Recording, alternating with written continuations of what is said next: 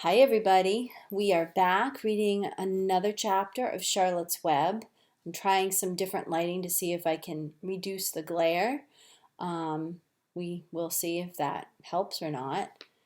But we are on chapter 21, and chapter 21 is called Last Day. So get ready. This is an important chapter in this book. Charlotte and Wilbur were alone. The families had gone to look for Fern.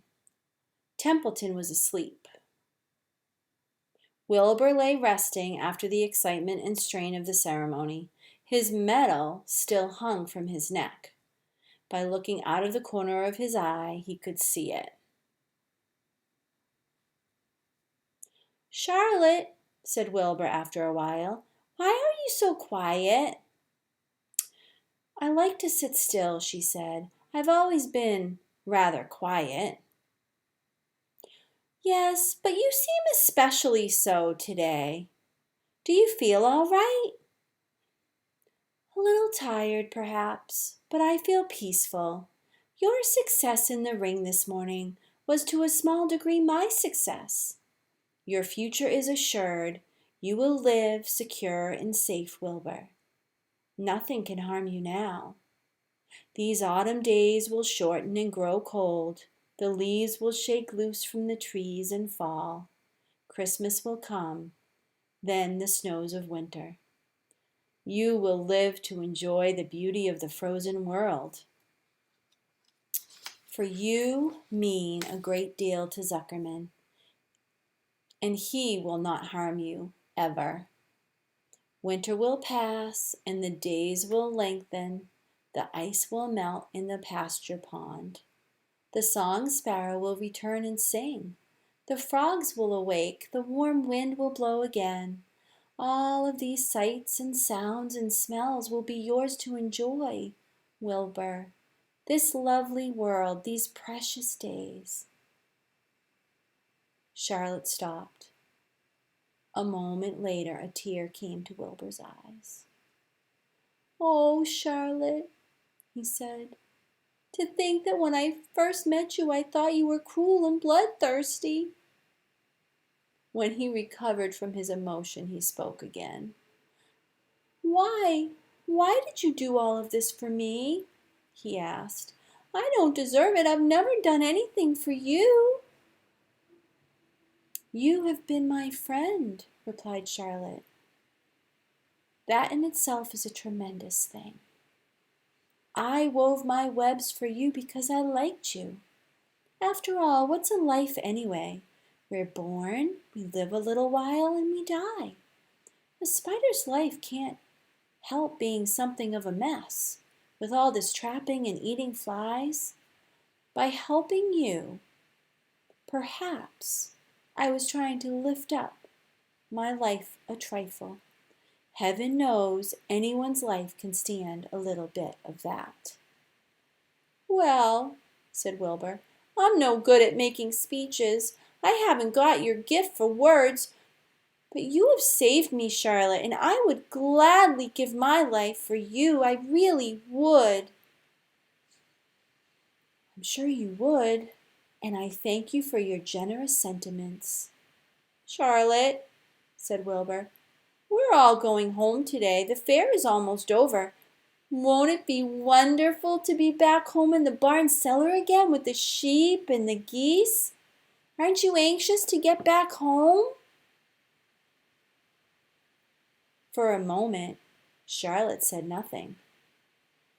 Then she spoke in a voice so low Wilbur could hardly hear the words.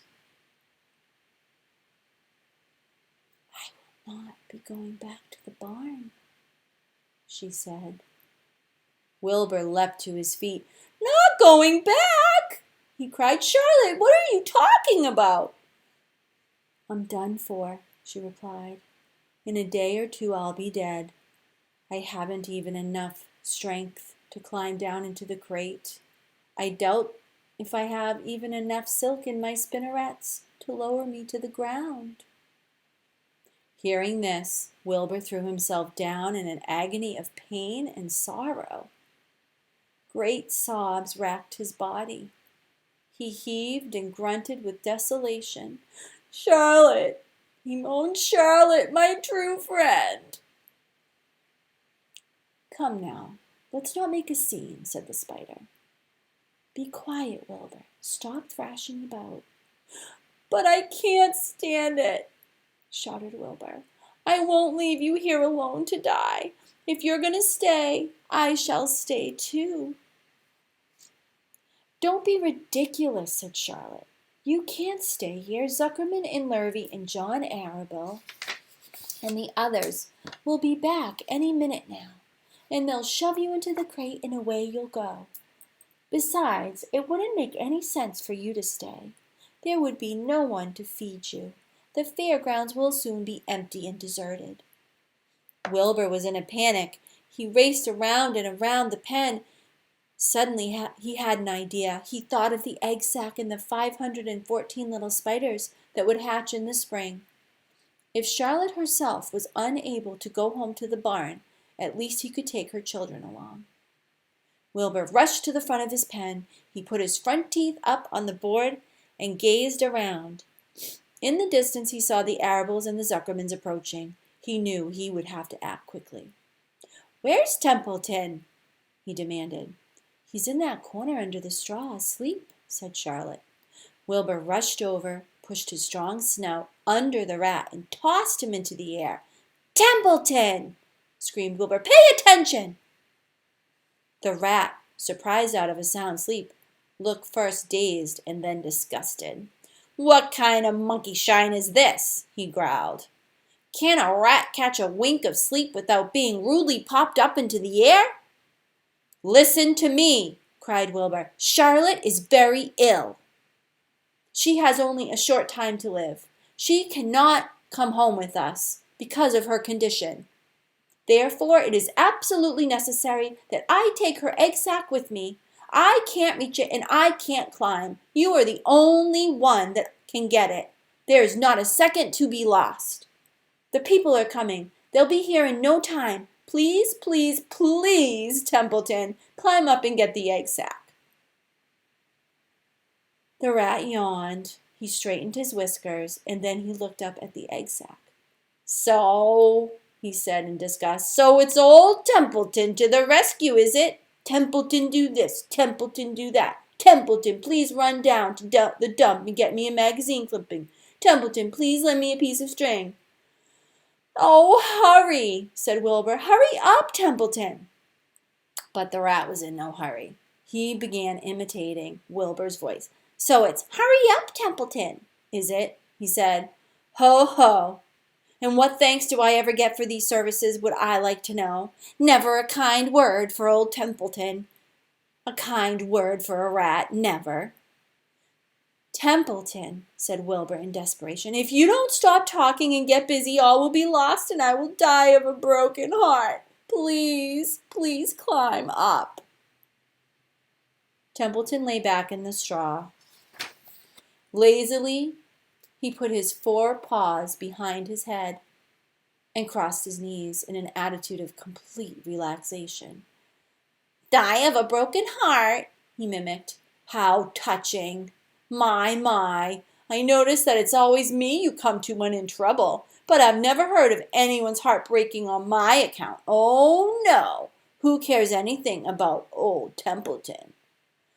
Get up! Screamed Wilbur. Stop acting like a spoiled child. Templeton grinned and laid still. Who made the trip after the trip to the dump?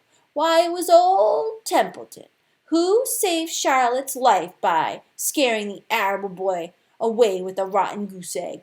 Bless my soul, I believe it was old Templeton. Who bit your tail and got you back on your feet this morning after you had fainted in front of the crowd? Old Templeton. Has it ever occurred to you that I'm sick of running errands and doing favors? What do you think I am, a rat of all work? Wilbur was desperate. The people were coming, and the rat was failing him. Suddenly he remembered Templeton's fondness for food. Templeton, he said, I will make you a solemn promise. Get Charlotte's egg sac for me, and from now on I will let you eat first when Lurvy slaps me. I will let you have your choice of everything in the trough, and I won't touch anything until you're through." The rat sat right up. "You mean that?" he said. "I promise, cross my heart." "All right, it's a deal," said the rat. And he walked to the wall and started to climb. His stomach was still swollen from last night's gorge. And here you can see a picture of him climbing up to get the egg sac. Groaning and complaining, he pulled himself slowly to the ceiling. He crept along till he reached the egg sac. Charlotte moved aside for him. She was dying, but she still had strength enough to move a little. Then Templeton bared his long, ugly teeth and began snipping the threads that fastened the sack to the ceiling. Wilbur watched from below. "Use extreme care," he said. "I don't want a single one of those eggs harmed."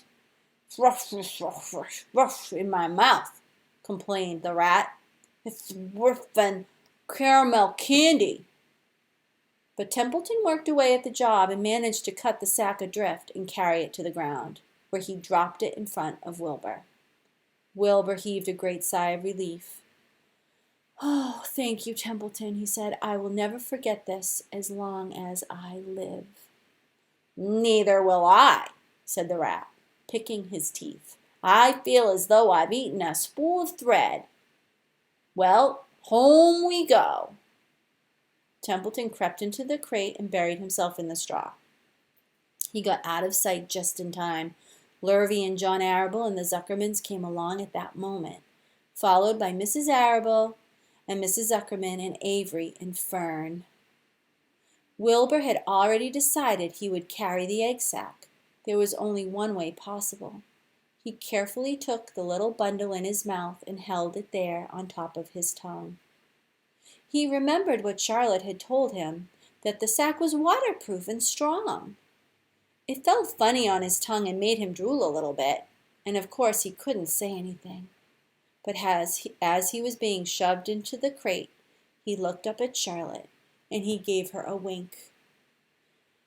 She knew he was saying goodbye in the only way he could, and she knew her children were safe. "Goodbye," she whispered. Then she summoned all of her strength and waved one of her front legs at him. She never moved again. Next day, as the Ferris wheel was being taken apart and the racehorses were being loaded into the vans, and the entertainers were packing up their belongings and driving away in their trailers, Charlotte died. The fairgrounds were soon deserted. The sheds and buildings were empty and forlorn. The infield was littered with bottles and trash. Nobody, of the hundreds of people that had visited the fair, knew that a gray spider had played the most important part of all. No one was with her when she died. And tomorrow we will read the last chapter of Charlotte's Web, called A Warm Wind.